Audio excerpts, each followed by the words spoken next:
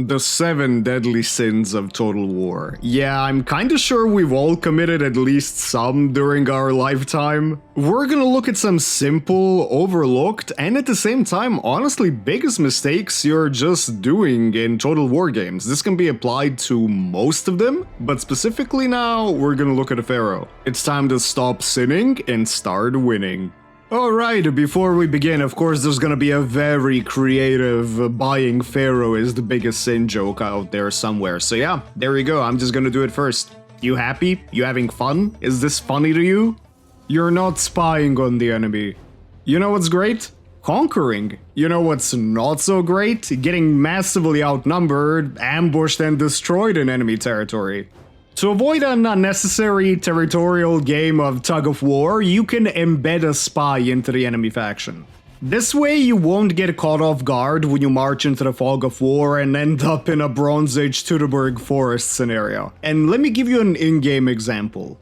You could say I've made a lot of enemies, but the Hittites are kind of the biggest thorn in my side right now.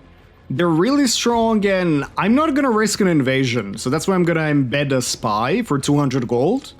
And now look what's gonna happen. We reveal they actually have a massive invasion force against me. We see all their settlements on the map, and we can see their armies. This is just monstrously broken. This will let our army, which was nearby, just in case, actually intercept them and fight them in glorious battle. Or we could do something a lot nastier, and that's gonna bring us into the next point. You're not fighting night battles. Yeah, it is a little bit cheesy, but this is essentially mandatory on Legendary if you want to avoid fighting multiple enemy armies at once. Besides, we know historically the Hittites trained their army, especially their chariots, to fight at nighttime, so hey, let's take a little page from their book. You remember that massive invasion army the Hittites sent against me on Cyprus? Look how many elite troops it has. But because we have our general with night battles, we can eliminate that and fight this pitiful stack. Or, well, one at a time. This is gonna turn into a decisive slaughter. Shupuliliuma is sleeping with the fishes. So, how do you unlock night battles? Some items, like the standard of Fenhu or any other region you fully dominate, will enable you to do night battles even if you don't have the skill points. The most reliable way is through skill points, so the level 15 Ardor ability gives you night battles on top of a ton of great stats. The rest of the points you can spend them depending on your faction and your preferred playstyle, but this is basically mandatory if you just want to leave the enemy as good as dead. You're not raising. I know, you came here to stop the collapse of civilization and not destroy it, right? But sometimes you gotta break open a few eggs to make an omelet, or in this case you're gonna burn down the whole kitchen. The more you expand, the bigger the need for armies, and all your resource buildings are not gonna cover it if you're going for world domination, I promise. Having a dedicated barbaric general that will roam around the world to bully people for their Bronze Age lunch money is a great way to get resources. Sacking and raising anywhere you don't plan to permanently settle is just a great way to fill up your coffers or not worry about annoying resource buildings all the time. When it comes to generals, getting night battles, just like I've previously shown, is great, but for raider generals, investing heavily for replenishment is fantastic. If you're playing a faction like Irsu, you can stack so many loot bonuses, it's just gonna be crazy. You're not abusing terrain.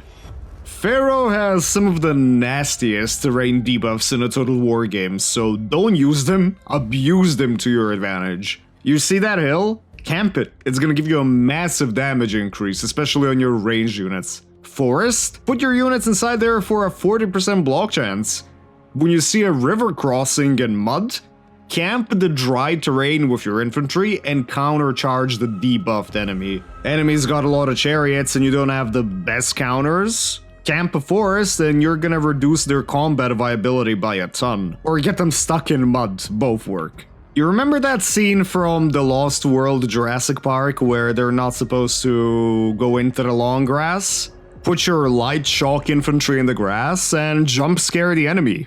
There are just so many ways you can pull off a heroic victory with creative battlefield usage in Pharaoh, so don't be afraid to just abuse the terrain. After all, generals in real life used it, so why wouldn't you? And you're the best kind of general. The armchair general. You're not specializing military provinces. Who cares about infrastructure when you just want to fight epic battles, right? But if you have a dedicated military province, your basic unit is just gonna turn into a space marine. And let me give you an in-game example. Cyprus, aka Alasia, the best military province in the entire game. Just about every playable faction in the game has easy access to this place. What also makes it so special? It's got 2 bronze settlements here, so you can build 2 bronze proving halls. Extra recruitment rank is amazing, and reduction in cost, we love that. You can also have bronze in the main settlement. Royal Bronze Worker gives you armor on recruitment, buffs the bronze income because we love that. Recruitment building and unit cost reduction, we love that. Extra slots, unit ranks.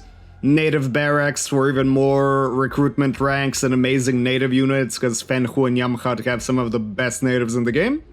And let's see what we get from this. You can end up recruiting max rank native and faction units. Let's say we're playing Byblos, we can recruit the renowned Palisade Marines.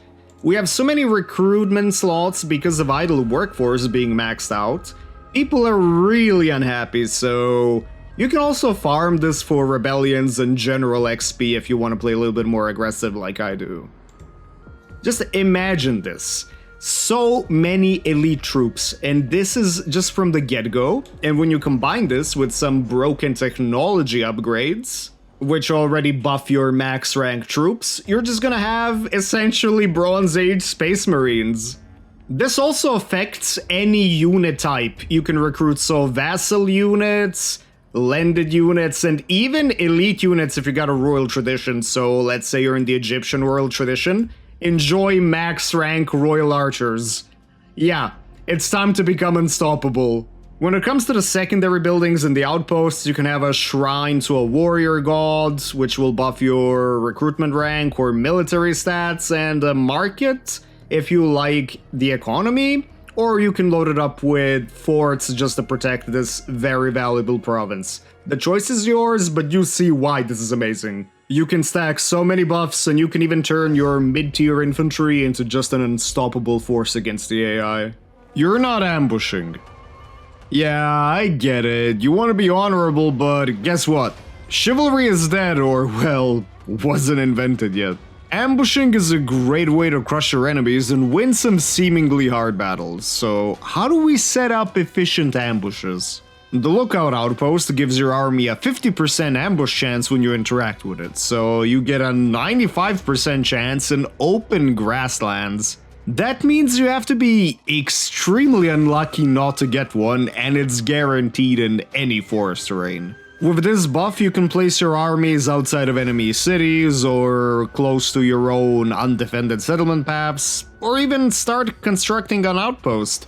The enemy's gonna move in to raise it, and boom, you just wipe them out. Some factions get specific ambush buffs, like the Palisade, where the number of village outposts will increase your ambush chance faction-wide. Guerrilla warfare, baby! Learn to love it. You're not abusing formation depth. It's so satisfying watching proper infantry formations march and battle in a realistic, thick formation, but the sad truth is, this lowers a ton of your combat potential. If you spread your infantry into thin lines, it'll guarantee flanking debuffs on the enemy, and more models will come into contact with the unit, which means more damage. This works both in isolated fights and in big battles. The only times you want to be in a thicker formation is when you're bracing for cavalry or chariot impact, and when you're blocking a choke point. When it comes to using infantry and all units in the game actually, I've made a great guide that you should definitely check out, so click on that link and it'll show you how to use all the units to their max potential. I hope you're not gonna sin anymore after this video. Well, at least when it comes to Total War, I'm not gonna judge you for other things, believe me. I hope you learned a thing or two from this, and if you didn't, well, then I probably suck hard at teaching. Or you're just great at Total War. You know, both of those are fine, I guess. Seriously though, I genuinely hope you enjoyed the video. Any likes, shares, or even subscribing if you're crazy enough is greatly appreciated. There's a lot more content coming, a lot more guides, a lot more historical videos again, everything educational, so stay tuned. And until the next time...